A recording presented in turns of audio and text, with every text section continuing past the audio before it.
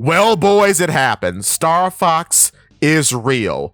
The rumored remake by Nate the Hate is actually true. Okay. I love how it looks. I love the realistic style that they went with.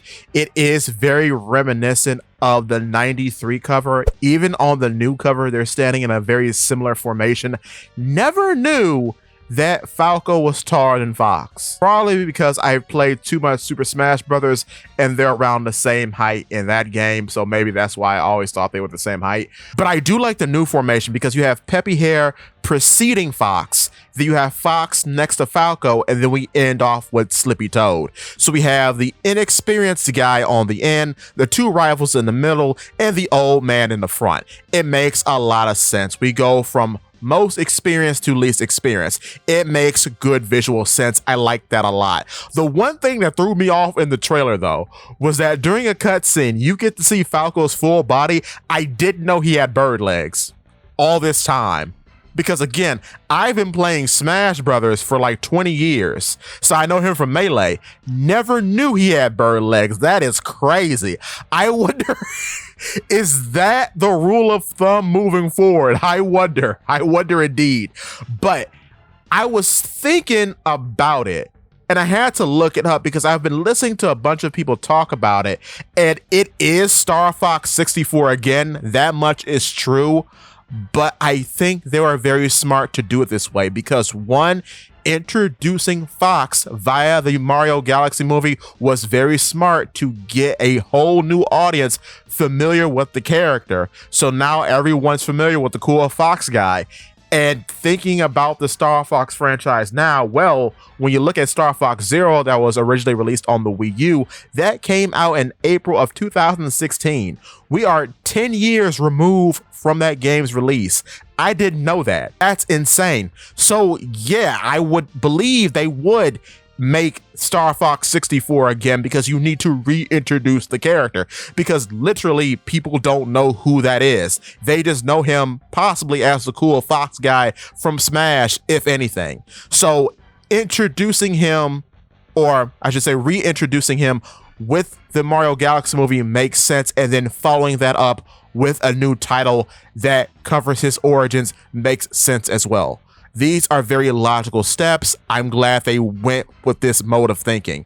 Also in the trailer, we see a submarine, which is super new, which is called Blue Marine.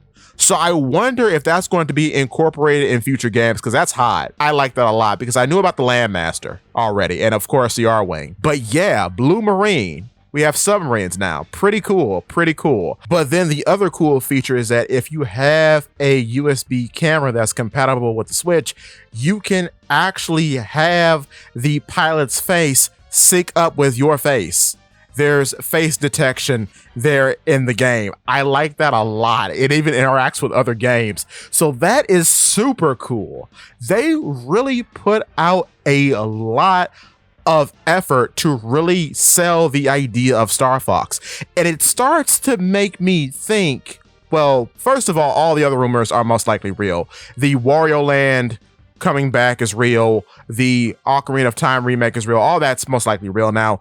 But it really does make me think, are they really trying to capitalize on all these franchises that they've been sitting on?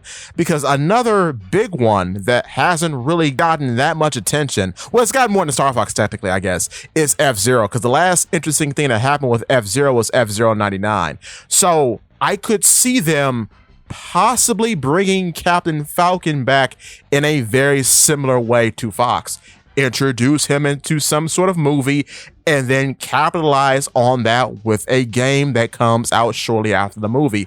That's a very possible thing that they could do in the future. So I'm really happy about how things are moving forward, and I like the unique visual style of Star Fox now because it really does separate it from how things were, but at the same time brings it back to how things were originally. Very cool, very interesting. I like it a lot, I really do.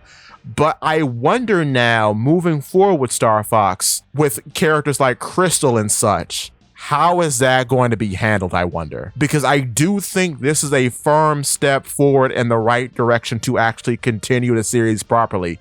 So I do think we're going to start doing more interesting things with Star Fox moving forward. And I do think this bodes well for other Nintendo franchises in the future. So with that being said, stay rosy.